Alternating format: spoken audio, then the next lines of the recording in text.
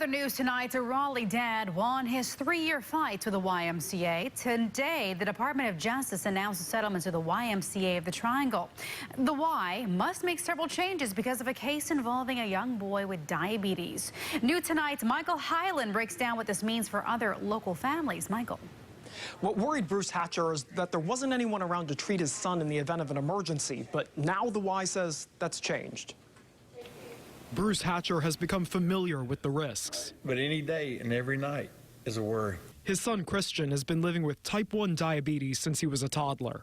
He asked us not to show his son's face to protect his privacy. He could be hypoglycemic and he can become into a coma.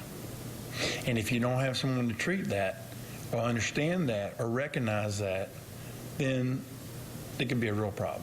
3 years ago, Hatcher says his son's after-school program in Raleigh, run by the YMCA of the Triangle, was violating the Americans with Disabilities Act. He says the agency was not willing to administer shots if Christian's blood sugar dropped.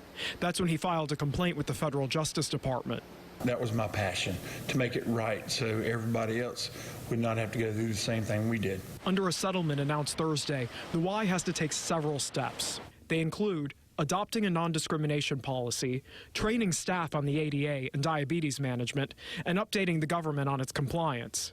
George Allen, who's vice president of risk management at the Y, says these are steps the organization began taking soon after the complaint was filed. We immediately engaged staff so that they could be properly trained, so they could recognize the signs and symptoms of what this condition was. Hatcher says this has been frustrating, but he's happy with the outcome. It's tough when you know you can't give your son the treatment that they need when they have this disability that they don't deserve.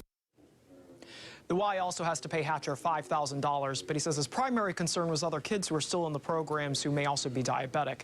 He hasn't decided if he'll re-enroll Christian in the Y's after-school programs after all of this. In the newsroom, Michael Hyland, CBS North Carolina.